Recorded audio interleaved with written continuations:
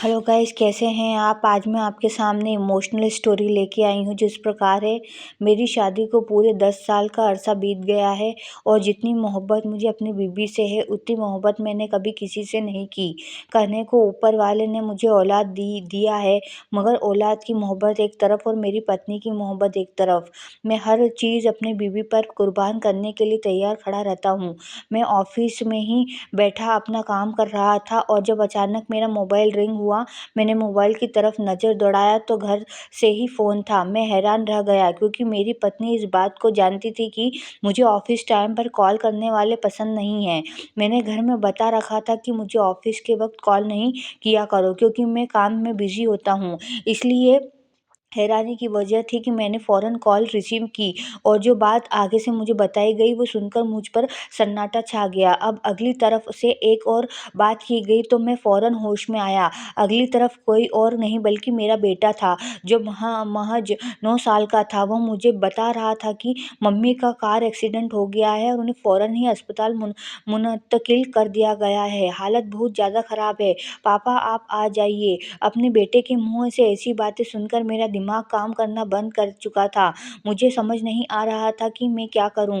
फिलहाल मैंने एक गहरी सांस ली और अपने बेटे को संभाल कर रहने का कहकर फ़ौरन अस्पताल की तरफ दौड़ पड़ा। मुझे अपनी बीवी से बहुत मोहब्बत थी। यही वजह थी कि उसकी तकलीफ़ सुनकर मुझे कुछ समझ नहीं आ रहा था। मैं ड्राइविंग करते हुए अस्पताल पहुंचा तो बाहर ही मेरा साला खड़ा हुआ था।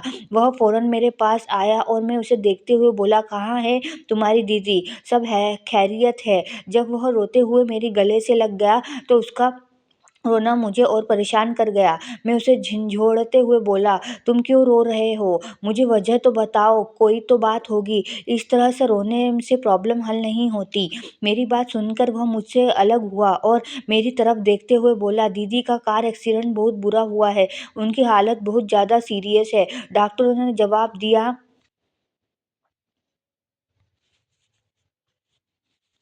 अ, जवाब दे दिया कि उनका कहना है कि जब कोई मोचे चमत्कार ही होगा तो आपकी बहन को बचा सकता है। अपने साले की यह बात सुनकर मैंने बहुत सर थाम लिया। वह अब क्या बोल रहा था मुझे कुछ समझ नहीं आ रहा था। मैं वही ज़मीन पर बैठ गया और अपना सिर हाथों में गिरा दिया। मेरी एक 9 साल का बेटा था। अगर मेरी पत्नी को कुछ हो जाता तो मैं अपने बेटे को कैसे संभालता, मेरा क्या होता।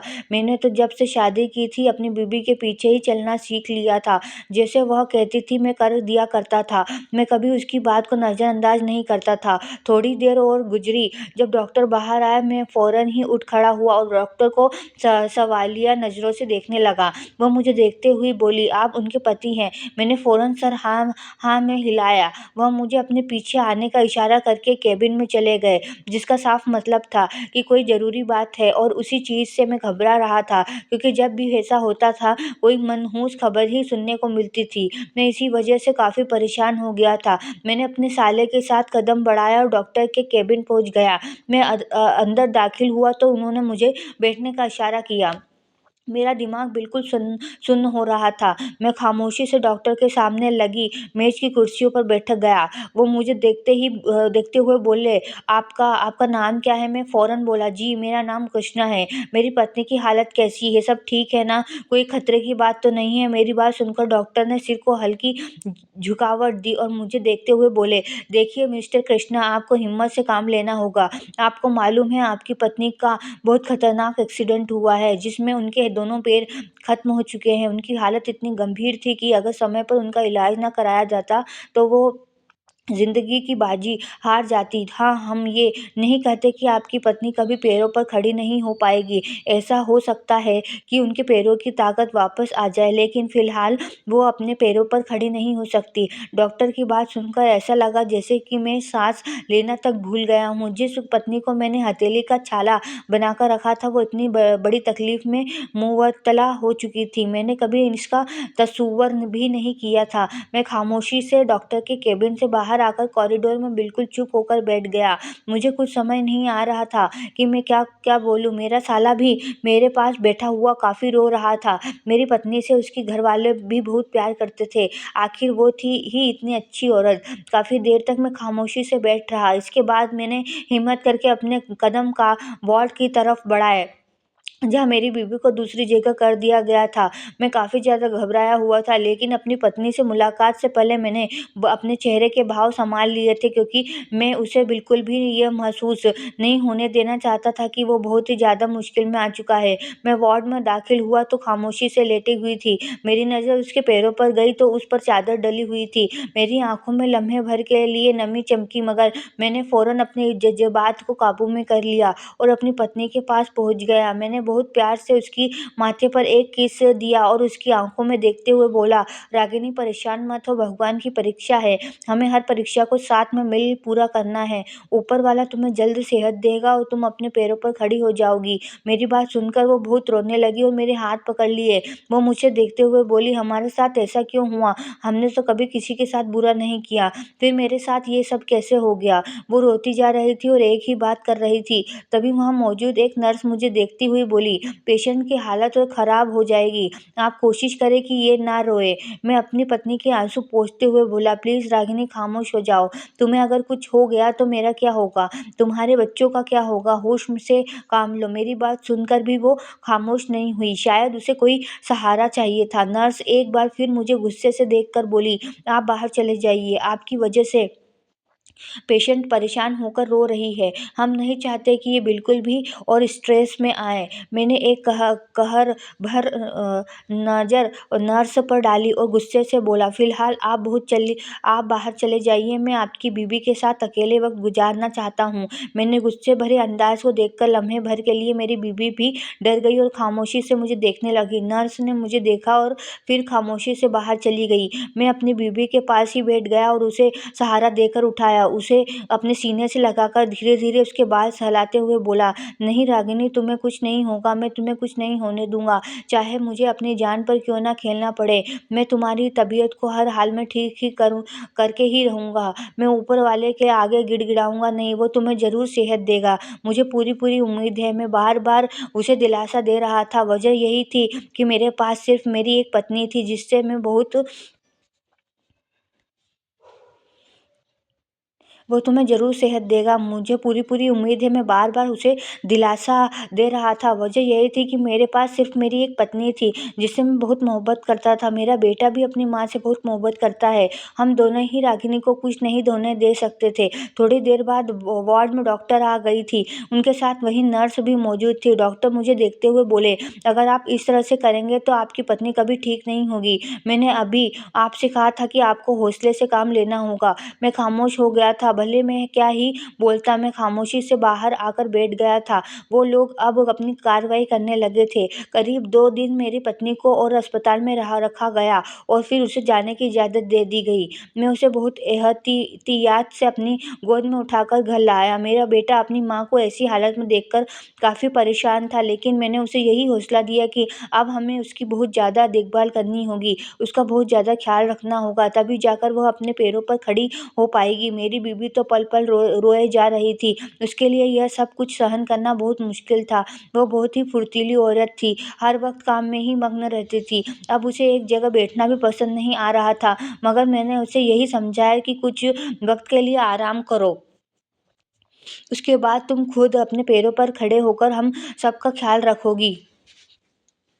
और वह बस खामोशी से मेरी बातें सुन रही थी। ना वह अब किसी बात का जवाब देती थी और ना ही आगे से कोई सवाल करती थी, वरना हर वक़्त वह मेरे साथ उलझती रहती थी, प्यार जताती थी। उसकी यही अदा तो मुझे भाती थी और मैं उससे मोहब्बत करता था। लेकिन अब जो मेरे साथ हो चुका था, उसके सहारे मुझे किसी भी तरह ज़िंदगी को गुज़ारना था। वक़्त धीरे-धीरे गुज़रने लगा, लेकिन उसकी तबीयत में बिल्कुल भी फ़र्क नहीं महसूस नहीं हो रहा था। हम सब बहुत ज़्यादा परेशान हो गए थे कि अचानक से उसकी तबीयत इतनी ज़्यादा क्यों ख़राब हो गई। अब तो वह ठीक से खाना भी नहीं खा पा रही थी। हाँ, उसके पैर टूट गए थे, लेकिन इतनी हालत भी ख़राब नहीं थी कि वह अपने हलक से एक निवाला भी ना उतार पाए। मैंने यही सोचा कि एक बार उसका अस्पताल में चेकअप करवा देता हूँ ताकि मालूम हो सके कि उसे कोई बीमारी तो नहीं हो गई है। यही सोचकर मैंने अपनी बीबी को लिया और अस्पताल पहुँच गया और वहाँ डॉक्टर ने मुझे यही बताया कि फ़िलहाल उनकी तबीयत ऐसी ही रहेगी, ना कुछ खाने को दिल करेगा और ना ही कुछ बात करने को। आप लोगों को बहुत ही तरीके से उनके साथ व्यवहार रखना पड़ेगा, वरना बहुत ज़्यादा समस्या हो जाएगी। मुझे हद से ज़्यादा परेशान होने लगी थी मैं कि अब क्या होगा। वक्त और तेज़ी से गुजरने लगा था। मेरी बीबी की तबीयत को पूरी 2 महीने का अरसा बीत गया था और इन 2 महीनों के दौरान मैं अपनी बीबी के एक बार भी करीब नहीं गया था। यह बात मुझे बहुत ज़्यादा तकलीफ़ देती थी। मैं एक ही मर्द था और एक मर्द की बहुत भी सी ख्वाहिशें होती हैं। मैं ज़ुबान से नहीं कहता था, लेकिन मेरा शरीर उस ख्वाहिश की ज़रूरत था। मैं कुछ सोचकर आज अपनी बीवी के पास लेट गया था। मैंने यही सोचा था कि मैं लफ्ज़ों और बातों में ही उसे अपनी इच्छा समझाने की कोशिश करूँगा कि मैं क्या चाहता हूँ। हाँ, मैं इस बात को मानता था कि उसकी तबीयत ठीक नहीं है और मैं उसकी तबीयत को देखकर बहुत ज़्यादा परेशान भी था, मगर मैं यह भी चाहता था कि मैं उसके साथ ताल्लुक़ बना लूँ, इसके साथ संबंध कायम कर लूँ। यही सोचकर मैंने उसकी कमर पर हाथ रखा था। जब वह तुरंत बोली, "हाथ हटाइए, मुझे दर्द हो रहा है।" उसकी दर्द भरी आवाज़ सुनकर मैंने तुरंत अपना हाथ पीछे कर लिया। मैंने उसकी तरफ देखा तो वह आँखें बंद करके लेटी हुई थी। मैं तुरंत बोला, "रागिनी, एक बात कहूँ?" उसने सिर को हल्की सी हिलाया और मैं उसके चेहरे को अपने दिल में बसाते हुए बोला कि इस वाक़ये को पूरे 2 महीने बीत गए हैं और मैं बहुत अजीब कैफ़ियत में हूँ। तभी अचानक उसकी अपनी आँखें खोल ली और मेरे तरफ देखते हुए बोले, "आप परेशान ना हों, मैं जल्दी ठीक हो जाऊँगी।" मैंने तुरंत जवाब दिया, "हाँ, मुझे इस बात का पता है। दरअसल मैं कुछ और चाहता हूँ और मैं बात को ज़्यादा तुल नहीं देना चाहता था, क्योंकि वह मेरी पत्नी थी और मैं उसका पति। उस पर यह ज़रूरी था कि वह मेरी ज़रूरत को समझे। इसलिए मैंने एक गहरी साँस ली और खुद को सँभालते हुए हुए कहा, "मैं तुम्हारे साथ संबंध बनाना चाहता हूँ, पर तुम्हारे करीब आना चाहता हूँ, तुम्हें बहुत प्यार करना चाहता हूँ।" मैं कुछ और कहता उससे सब पहले ही वह बोली, "आपको मेरा ज़रा भी एहसास नहीं है? आप यह बता कैसे कह सकते हैं? आप देख रहे हैं ना कि मैं किस हालत में हूँ। मेरे दोनों पैर काम नहीं कर रहे।" यह कहते ही वह फूट-फूट कर रोने लगी और मैं बुरी तरह से परेशान हो गया और उसकी आँसू पोंछते हुए मैंने कहा, "रागिनी, मेरा मतलब यह नहीं था।" वह तुरंत बोली, "आपका मतलब जो भी हो, आपने मुझे यह बात समझा दी कि एक पत्नी का धर्म सिर्फ़ यही होता है कि वह अपने पति का ख़्याल रखे। क्या पति का धर्म यही होता है कि वह अपनी पत्नी का ख़्याल रखे? यह मेरी गलती नहीं है, यह सब ऊपर वाले का नियम है। उसने ही मेरी ज़िंदगी में यह सब लिखा होगा, तभी तो मेरा कार एक्सीडेंट हुआ और आपको इतनी जल्दी यह सब करने की लग गई है।" उसकी बात सुनकर मैं खामोश हो गया। मैंने उसके आँसू पोंछते हुए कहा, "नहीं, बस मैं तुमसे अपनी तकलीफ़ साझा कर रहा था। मुझे मुझे माफ़ करना। अब मैं तुम्हारे दोबारा इस बात के लिए परेशान नहीं करूँगा। तुम आराम करो, मैं छोटे को देख आता हूँ।" यह कहते हुए मैं तुरंत अपने बेटे के कमरे की ओर बढ़ गया, क्योंकि अब मैं अपनी पत्नी का और सामना नहीं करना चाहता था। उसने जिस तरह से मुझसे बात की, वह मुझे क्योंकि अब मैं अपनी पत्नी का और सम्मान नहीं करना चाहता था। उसने जिस तरह से मुझसे बात की, वो मुझे बहुत बुरी लगी। ना वह मेरी तकलीफ़ समझ रही थी और ना ही मेरे जज़्बात। इसीलिए मैं खामोशी से अपने बेटे के कमरे में आकर उसके पास लेट गया था। वह वक़्त से पहले ही सो जाया करता था, क्योंकि सुबह सवेरे उसे स्कूल जाना होता था। मैं काफ़ी देर तक बैठा इन्हीं सब चीज़ों के बारे में सोचता रहा था, जब अचानक मेरा मोबाइल बजा। मैंने मोबाइल की तरफ देखा तो मेरी एक दोस्त की कॉल आई थी। मैंने वह सोचकर उसकी कॉल को रिसीव कर लिया। वह तुरंत बोला, "बाहर आ जाओ, चाय पीते हैं। बाकी दोस्त भी आ रहे थे, तुम अच्छा महसूस करोगे। वैसे भी तुम इतने दिनों से काफ़ी परेशान लग रहे हो।" यह सुनकर मैं अपनी जगह से खड़ा हो गया। वैसे ही अपनी पत्नी से जिस तरह की बात मेरी हो गई थी, अब मेरी अंदर हिम्मत नहीं थी कि मैं उसके सामने जाऊँ। यही सोचा कि कुछ देर दोस्तों के पास बैठूँगा तो दिमाग ठीक हो जाएगा। बाहर आकर मैंने अपनी पत्नी को एक निगाह देखा तो गहरी नींद में सो चुकी थी। मैं खामोशी से अपने दोस्तों के पास चला गया। मैं होटल पहुँचा तो वहाँ मेरे सारे दोस्त बैठे हुए गप्पे मार रहे थे और चाय के मज़े ले रहे थे। मुझे देखकर सब खड़े हो गए और मेरी पत्नी की तबीयत के बारे में भी पूछने लगे। मैंने सबको संक्षेप में बता दिया और अपने सबसे करीबी दोस्त के पास बैठकर चाय पीने लगा। वह सब हँस रहे थे, खुश हो रहे थे, मगर मेरे पास करने के लिए कुछ भी नहीं था और मुझसे सवालात भी किए जा रहे थे, जिसके जवाब में मैं सिर्फ़ हाँ और हूँ में ही जवाब दे रहा था। इसके अलावा मेरे पास और भी कोई बात नहीं थी। थोड़ी देर बाद जब जाना शुरू हो गया, तभी मेरे सबसे करीबी दोस्तों ने मेरे हाथ थाम लिए और मुझे देखते हुए बोले, "क्या हुआ तुम मुझे इतने परेशान क्यों लग रहे हो? कोई बात है? तुम्हारे चेहरे की हवाइयाँ उड़ी हुई है। मुझे बताओ, भाभी की तरफ से परेशान हो या फिर कोई और बात है?" यह सुनकर मैं चुप हो गया। मैं उसे कैसे बताता कि मैं अपनी जाती ज़िंदगी में कितना ज़्यादा परेशान चल रहा हूँ। उसने मेरे कंधे पर हाथ रख दिया और मुझे अपने साथ लगाते हुए बोला, "ज़िंदगी में उतार-चढ़ाव आते हैं, ज़िंदगी नाम ही मुश्किलों का है, मगर तुम इस तरह से अपने चेहरे को उदास कर लोगे और अपनी ज़िंदगी को भूल जाओगे तो कैसे कैसे आगे की ज़िंदगी बिताओगे? मुझे बताओ तो सही, बात क्या है? मैं तुम्हारी हर परेशानी को दूर करने की कोशिश करूँगा। तुम मुझे अपनी भाई से कहते हो और फिर भी भाई को अपनी परेशानी भी नहीं बताते। वह मुझे इमोशनल ब्लैकमेल कर चुका था। मैं काफ़ी देर तक खामोश रहा और फिर उसकी उसकी तरफ देखते हुए बोला, "तू जानता है, तेरी भाभी के पैर टूट गए हैं। उनकी हालत ऐसी नहीं कि वह मुझे या अपने बच्चे को वक़्त दे सके। मैं यह नहीं कहता कि मैं उनसे नाराज़ हो रहा हूँ, पर या अब यह सब चीज़ें देखकर बोर हो चुका हूँ। मैं एक मर्द हूँ यार, तू जानता है ना, मेरी हर चीज़ पर समझौता कर सकता हूँ, पर हर चीज़ को बर्दाश्त कर सकता हूँ, लेकिन मैं फितरी मर्द हूँ जिसको अपनी ख्वाहिशों के लिए एक औरत चाहिए होती है। हाँ, मैं अपनी पत्नी से बहुत मोहब्बत करता हूँ, पर और इस बात से मैं इनकार नहीं कर रहा।" मैं यह बोलकर खामोश हो गया, जबकि वह मेरी बात को नौयत को समझ चुका था। वह मुझे देखते हुए बोला, "हाँ, मैं तेरी बात बहुत अच्छे से समझ गया हूँ, लेकिन अब क्या कर सकते हैं? भाभी की तबीयत तो वाक़ई में ऐसी नहीं है कि तू उनके करीब जाए, मगर एक हल है। अगर वो तू चाहे तो मैं तेरे इस काम में मदद कर सकता हूँ, लेकिन मेरा दिल इस चीज़ के लिए राज़ी नहीं है।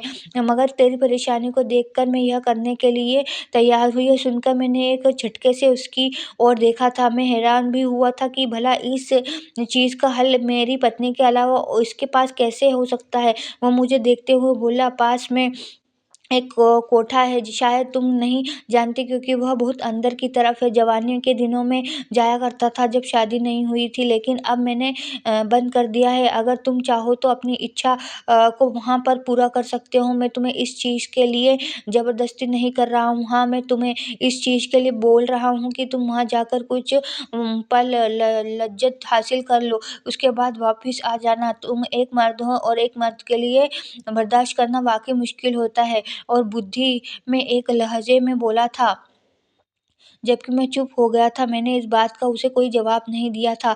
रात काफ़ी हो चुकी थी, इसलिए हम दोनों खड़े हो गए थे। वह मेरे कंधे पर हाथ रखते हुए और बोला, "अगर तुम्हें सही लगे तो तुम चले जाना, बाकी तुम्हारी मर्ज़ी है।" बोलकर वह अपने रास्ते चला गया था और मैं उस अपने रास्ते। हाँ, उसने मुझे एड्रेस बहुत अच्छे तरीके से समझा दिया था, और जिसका मतलब था, अगर मैं जाना चाहूँ तो मैं अकेला जा सकता हूँ और इस बात का पता किसी को भी ना हो। मगर मैं खामोशी से घर आ गया था। मैंने अपने कमरे में आकर बैठा तो मेरी नज़र मेरी पत्नी पर पड़ी थी, जिसके पाँव पर चादर डली हुई थी और वह गहरी नींद सो रही थी। मेरी आँखों में आँसू आ गए थे। कैसा वक़्त आ गया था।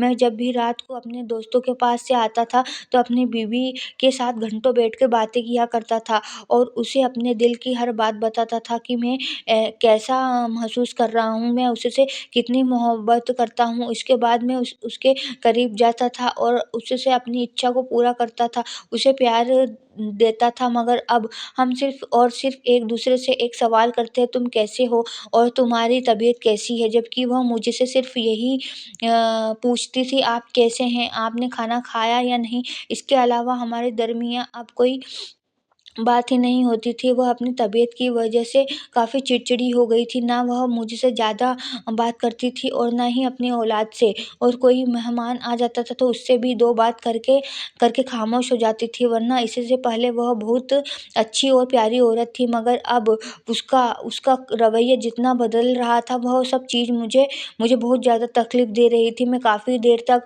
बैठा उसे ही देखता रहा और फिर अब मैं गहरी नींद में गया और मुझे कुछ पता नहीं लगा। लगा। वक़्त और तेज़ी से गुज़रता चला गया। मेरे दोस्त रोज़ मिलते थे लेकिन मैं कभी-कभी ही जाया करता था। आज भी मेरे दिल में यह ख़्वाहिश पैदा हो रही थी कि मैं अपनी पत्नी के करीब जाऊँ। यही सोचकर मैं क कमरे में आया तो वह दर्द से कराह रही थी। मैं उसके पास बैठ गया और उसकी दवाइयाँ देखने लगा, जो वह दर्द के लिए खाया करती थी। मैंने फ़ौरन ही उसकी तरफ दवाई बढ़ा दी तो जो वह मुँह में रख कर निगल चुकी थी। उसके बाद उस पर घनौदगी तारी होती चली गई और वह सो चुकी थी। तुम्हारे लम्हे भर के लिए मुझे उसकी जात पर रहम आया था कि वह कितनी बेबस हो गई है, मगर अगर मैं या नौकरानी उसकी मदद नहीं करते थे तो वह वॉशरूम तक नहीं जा पाती थी। उसकी लाचारी को देख मुझे तरस आ रहा था, मगर अचानक ही मेरी आंखों में एक अजीब-सा दर्द बना था और मैं कमरे से उठकर बाहर आ गया था। मैं बेचैनी के अलावा मैं ज़मीन को घर घूर रहा था। मेरे दोस्त की बात मेरे दिमाग में घूम रही थी कि मुझे कोठे पर जाकर अपनी हसरत को पूरा कर लेना चाहिए। मैं कितना बर्दाश्त करता। मैं रोज़ अपनी बीवी के करीब जाता था, अब मैं पूरे 2 महीने से उसके पास नहीं गया था। यही चीज़ मुझे बेचैन कर रही थी। वह एकदम अपनी जगह से खड़ा हो गया और मैंने सोच लिया था कि मैं अब कोठे जाकर ही अपने आप को सुकून पहुँचाऊँगा। मैं घर से बाहर निकल आया था और उसे रास्ते की तरफ निकल गया, जो तेरे दोस्त ने मुझे बताया था। दिल में डर भी था और अजीब-सी बेचैनी भी थी कि अगर किसी को मेरी इस हरकत के बारे में पता चल गया, तो मेरी कितनी बदनामी होगी और मैंने रास्ता दूसरा अपनाया था ताकि कोई भी मेरे अपना मुझे नज़र न आए। मैं जैसे ही उस गली में दाखिल हुआ, तो मेरा दिल और ज़ोर से धड़कने लगा लगा था। मेरी आँखों के सामने मेरी बीवी और बच्चे का चेहरा आ रहा था। एक पल के लिए तो मेरी दिल में यह बात आई कि यह सब ठीक है जो कि मैं करने जा रहा हूँ, ये कहीं गुनाह तो नहीं। मगर फिर मैंने अपनी ही ना की थी कि भला यह गुनाह कैसे हो सकता है? मैं तो सिर्फ़ और सिर्फ़ अपनी ख़्वाहिश को पूरा करना चाहता हूँ। इसके अलावा तो मैंने कोई और बात सोची ही नहीं थी। मैं कोठे के दरवाज़े पर पहुँच गया था। वहाँ पर कई औरतें खड़ी दर्द हुई थी, मुझे अंदर आने को बोल रही थी और मैं चुपचाप अंदर चला गया था। वो लोग मुझे एक बड़े से कमरे में ले गए थे, जहाँ पर कोठे की मालकिन बैठी हुई थी और 5 चबा रही थी और जब एक लड़की मेरे पास आई थी, तो मेरा हाथ थाम कर अपने साथ कमरे की तरफ ले जाने लगी और जिसका मतलब यही था कि वह मेरे साथ बिताने के लिए तैयार थी। देखने में वह बहुत अच्छी-भली थी, इसीलिए मैंने उसका चुनाव कर लिया था और उसके साथ कमरे में चला गया था। मेरे दिल मुझे गलत करने पर मजबूर कर चुका था, लेकिन दिमाग इस चीज़ की ना कहता था कि नहीं, यह गलत है, बीवी के साथ धोखा। मगर दिल कहता था कि अब यहाँ ही आ गए हो तो एक बार अपनी ख्वाहिश को पूरा कर ही लूँ, भला बीवी को कौन बताएगा और इसमें मेरी क्या गलती? जब यह सब मेरे नसीब में लिखा ही है तो यह तो होकर रहेगा। यही सोचकर मैं उसके पास चला गया और उसका हाथ थाम कर बिस्तर पे बैठ गया था, लेकिन मैं अभी उसके करीब जाता और उससे पहले ही मुझे एक घबराहट सी हुई थी और मैंने फ़ौरन उसका हाथ छोड़ दिया था। मैं अपनी बीवी के साथ गद्दारी नहीं कर सकता था। हाँ, मैं उससे बहुत मोहब्बत करता था। मैंने सोच लिया था कि मैं ऐसा कोई गलत काम नहीं करूँगा जो मुझे ज़िंदगी भर पछताने पर मजबूर कर दे। यही सोचकर मैंने सर को नहीं हिलाया था और उस औरत को कहा था, मुझे माफ़ करना, लेकिन मैं तुम्हारे साथ ये सब नहीं कर सकता, मैं जा रहा हूँ। यह बोलकर ठहरा नहीं था, बल्कि उसे कोठे की गली से भागता हुआ निकलकर अपने घर की तरफ चल पड़ा था। मैं लगातार अजीब सी सोच का शिकार था। घर पहुँचकर मैं अपनी बीवी के पास गया और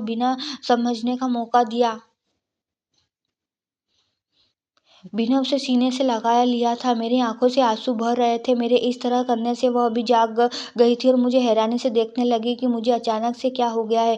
उसने मेरा कंधा झंझोड़ कर मुझसे पूछा कि सब ठीक है, कोई बात हो गई है? मगर ऐसे जवाब नहीं दिया था और उसने अपने सीने से लगाए ही रखा था।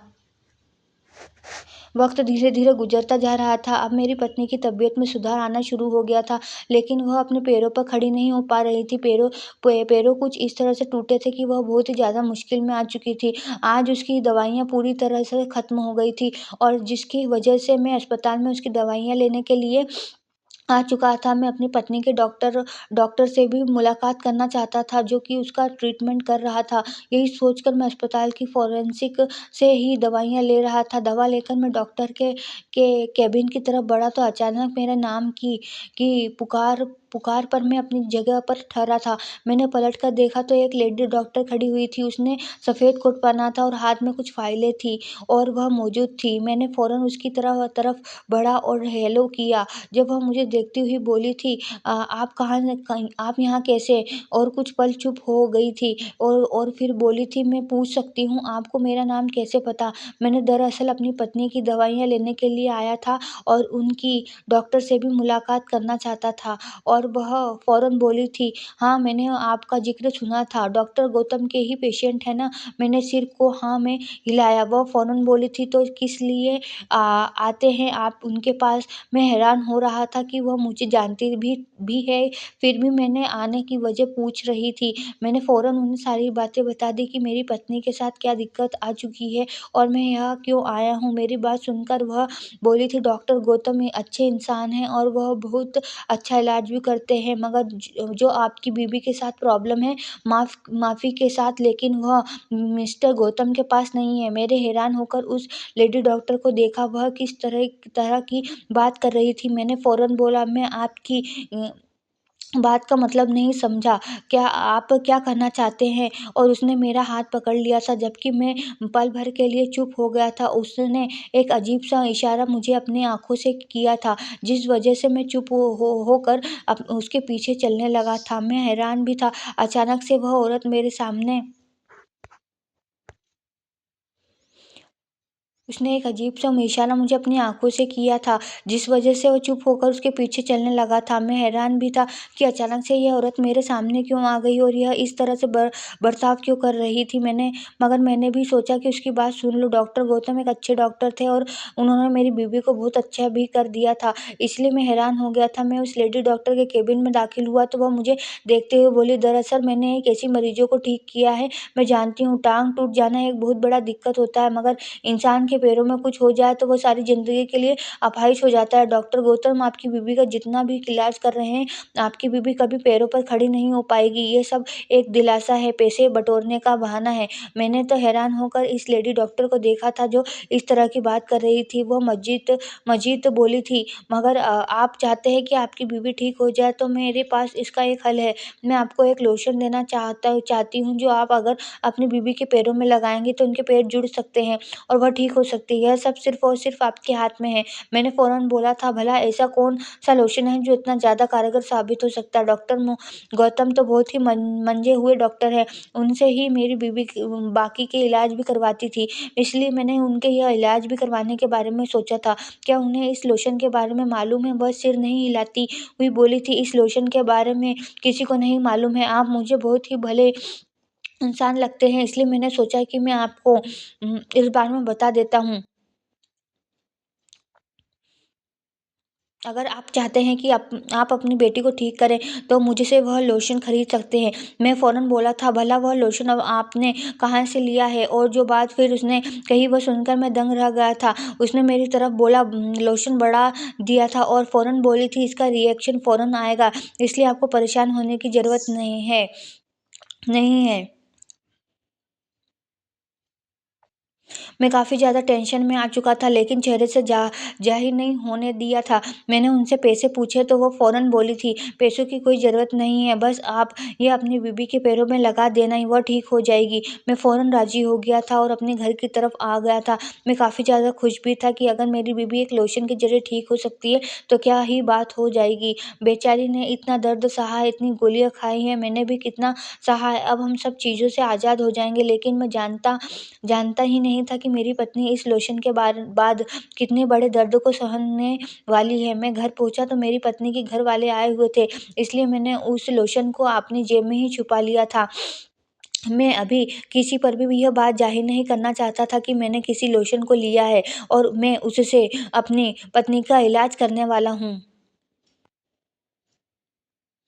मैं चुपचाप अपने ससुराल वालों के पास जाकर बैठ गया था और उनसे यहाँ-वहाँ की बातें करने लगा था। मेरा साला मुझे सख्ती से कह रहा था कि आपको मेरी बहन का बहुत ख़्याल रखना है, उसे बिल्कुल भी तकलीफ़ नहीं देना है। मैं भी सिर को हल्की-हल्की झुका रहा था। भला मैं इसके अलावा कर ही भी क्या सकता था? मैं उसकी बहन का बहुत ज़्यादा ख़्याल रख रख रहा था, लेकिन कहते हैं ना भाई-बहनों में इतनी मोहब्बत होती है कि उन्हें किसी तीसरे पर यकीन नहीं होता है। ऐसे ही हाल मेरे साले का भी था, लेकिन मैंने बिल्कुल भी उसे इस बात के लिए कुछ नहीं कहा था। कई बार तो मुझे उसका बहुत बुरा बुरा भी लगा था, उसका अंदाज़ भी अजीब लगा था, लेकिन मैंने फिर भी अपने होठों को सी रखा था। वह लोग लगभग 2 से 4 घंटे हमारे घर बैठे थे और फिर अपने घर की तरफ रवाना हो गए थे।